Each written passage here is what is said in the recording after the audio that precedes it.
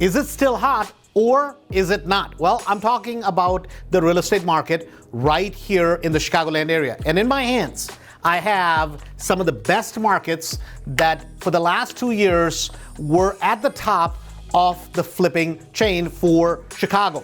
So we're going to talk about what has the interest rates done to the markets, how are the numbers looking? And today we're not going to talk about opinions, we're going to talk about facts. So here we go. We're going to talk about the number of properties that were sold, then we'll talk about the median sales prices, and then we're going to talk about the averages. And when we're comparing, we're going to compare to August this year, meaning August 2022 versus August 2021. So let's get started. So the first one is Dalton, and the number of days the number of properties that sold in Dalton in 2021 versus 22 was 38 versus 36. So 38 in 2021 and 36 properties sold in 2022. Well, how about the pricing? Well, pricing, the median sales price in Dalton was $161,500 in 2021 versus in 2022, the price went down by about $15,000 to $147,900. Well, what happened to average days on the market? If the prices fell, did the average days on the market go up? Well, this is an interesting number because the average days on the market went from 26 days on average last August to this August, it was almost 70 days on the market. So if I'm looking at this particular stats for Dalton, what that means is this is a market which has already started weakening with the interest rates that have gone up.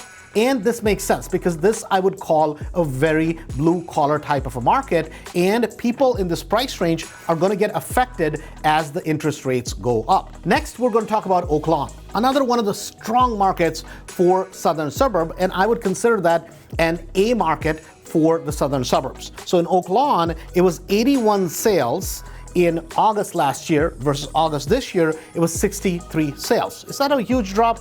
I wouldn't consider that a huge drop. It's kind of changing market and changing numbers. Well, how about the pricing? Median pricing last year was $287,000 versus this year was $310,000. So market in terms of pricing has remained very, very strong. How about how long did the property sit on the market? Well, that was 19 days versus 33 days. So to me, Oak Lawn, I'm going to put in this pile because I would consider that still a very strong market. Now, am I saying you can't do flips in the Dalton market and you should only focus on the Oak Lawn market? Of course not. There's tons of markets that are phenomenal in the southern suburbs. Yet, if you're going to buy a property in Dalton, you should be adjusting your numbers and expect to hold on to the property for a longer time because you're going to have average higher number of people that are going to be competing with you in terms of selling their properties. Next, we're talking about South Holland. This is one of the strongest markets in the south suburbs when it comes to flipping properties. Well, this was 28 properties sold versus 26 properties sold. 28 for August 2021 and 26 for August 2022. So number of sales hasn't dropped. How about the pricing? Well, the pricing went from $224,000 to almost $252,000 for August 2022. So even though the interest rates have gone up, and they've gone up significantly, yet the pricing in South Holland has remained strong, and not only strong, the pricing went up. Number of days on market, average days was 74 last year, and this year it's 36. So if I was to look at a market like South Holland, I would consider this a phenomenal market for flipping properties, and you can see that the numbers show that this still remains kind of the king of the hill when it comes to southern suburbs in terms of flipping properties. Next, we're going to go out to Bellwood, which is kind of in the western part of Chicago. So as you move out of Chicago, you're going straight west, you're going to run smack into Bellwood. Another one of the strong markets in terms of flipping properties. So for Bellwood, there was 9 properties that were sold last August versus this year, it was 14 closed sales in terms of properties that sold. Well, how about the pricing? this is a medium-priced market, and this was $200,000 last year versus this year it was $250,000. That was a median. So pricing, while the interest rates went straight up, so has the pricing, meaning so has the median price for properties in Bellwood. Well, how about average days on market? Average days on market was 52 days last year versus this year it was 35 days. So this is an exceptionally strong market. So I'm going to kind of put it here. What about Streamwood? So as we start moving northwest of Chicago's suburbs, we're going to go out to the suburb of Streamwood. I'm kind of a little bit prejudiced towards Streamwood because this is where I bought my first rental property. This is where I did tons and tons of flips when I got started. So in Streamwood, it was 45 versus 43, meaning 45 homes sold in 2021 for August versus 43 for August of 2022. Well, how about pricing? Well, pricing went from $267,000 last year to this year, it is at $300,000. And again, we're comparing August for both the years. In terms of average days on market, 20 days on market for last year, 18 days on market for this year. So if you're thinking about flipping in Streamwood, this happens to be an exceptionally strong market. And even with the interest rates going up, it has only gotten stronger. It still has not shown any signs of cooling down. How about next? Well, next we go out kind of far west of Chicago, and that's going to be Naperville. Naperville is a humongous market, so has lots and lots of sales and has been traditionally an exceptionally strong market. Well, what do the numbers say?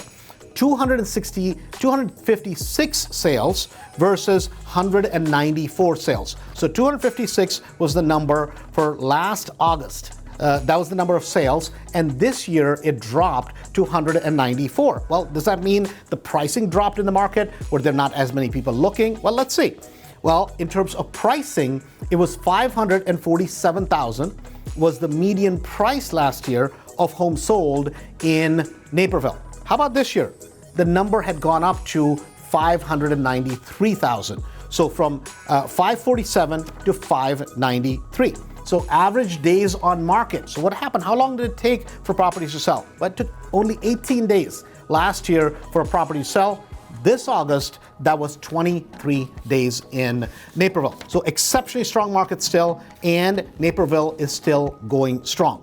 How about Schaumburg? Right? Kind of Schaumburg is to the northwest, that Naperville would be to the far western suburbs. So if we look at Schaumburg numbers, that's 52 number of sales last year versus 42 this year.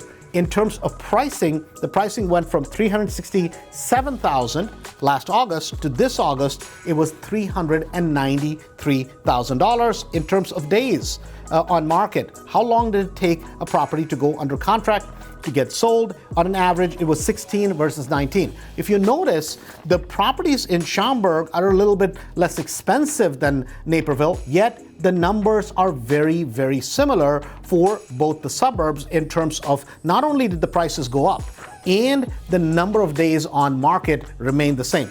So now we're going to go north. We're going to go to the suburb of Buffalo Grove. This has been an exceptionally strong suburb in terms of flips up north of the Chicagoland area.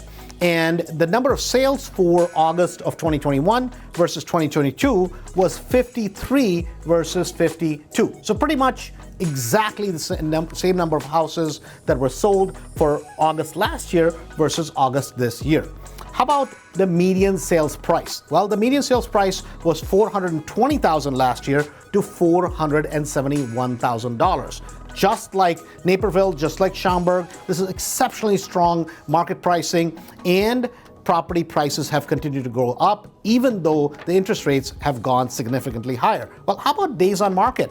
Well, days on market, it was 21 days on market on an average for a property in Buffalo Grove versus 26. So last year was 21, this year it was 26. Exceptionally strong market, and another market that has done really well. See, a lot of times people think, oh my God, the interest rates went up, So the market must have collapsed. Well, are we seeing signs? Well, the number of properties that are expiring, meaning not selling, the number of price reductions is higher than it has been in the last couple of years. No sign about it, no question about it. Yet, the market, if you watch the market, has been exceptionally strong. And the reason I wanted to do those statistics was that if you're in the market for flipping, if you're in the market for investing, guys, now's the time. See, if you want to earn, you must learn. And what do I mean by learn? You have to know the numbers, what is going on in your market. My name is Andrew Holmes. We do tons of videos like this, and they are 100% free. Make sure you share that with your friends. Make sure you come back and watch the next video. Talk to you soon.